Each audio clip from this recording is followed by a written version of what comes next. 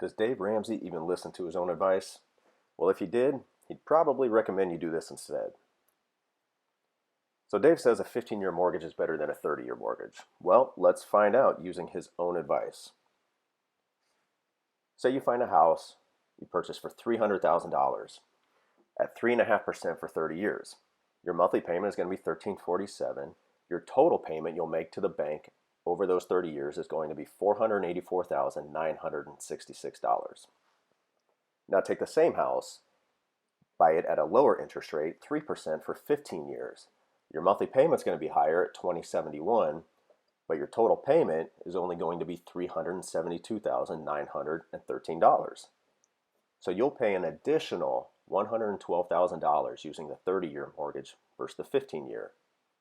Now, we got to look at the difference in the monthly payment too, which is an additional $724 for the 15-year versus the 30-year. So far, it looks like the 15-year is better, right? If we only look at the total payment. But you got to look at the whole equation. So let's dive a little deeper. So Dave says I can earn 12% in mutual funds. Well, because Dave says that, what if I got a 30-year mortgage and put the additional $724 per month into the mutual funds that he recommends? Well, 15 years later, that's $724 per month invested at 12% annualized return equals more than $344,000.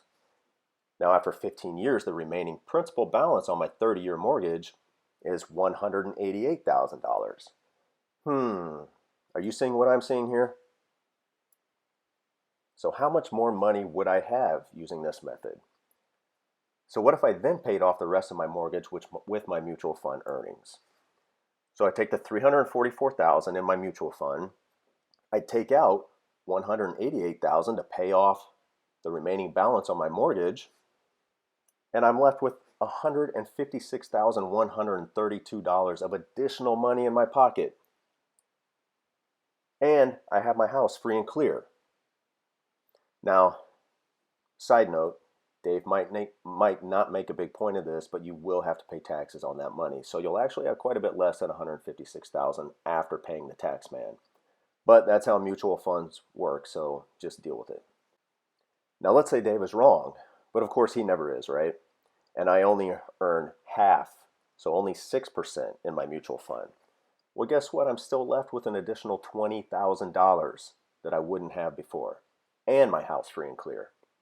So if he actually believes what he sells, why wouldn't he tell me to do this? I thought you cared about me, Dave. So here's some additional things to consider. Have you ever stopped to question why you would ever want to pay down a loan that is only charging 3% on a balance that is decreasing every single month? So when you pay your mortgage, your balance decreases. So the next month you actually pay less in interest, or you pay 3% interest, but it's less total cost in interest, right? Because that balance is decreasing every month. So why would you do that instead of earning 6 to 12% on a balance that is increasing every single month? Doesn't really make sense, does it? And is a 15-year mortgage really more secure than a 30-year? So what if you fall on hard times sometime during that first 15 years? Do you think having that additional $724 to be able to use would come in handy if you didn't have to give it to the bank? And what if you can't make a payment in year 14? So your house is almost paid off. Year 14 hits and a worldwide pandemic hits, and you lose your job and you can't make your mortgage payment. Did you know the bank can actually take your house from you? Something to think about. Now, is $1 more valuable today or in 15, 20, or 30 years? Obviously today, right?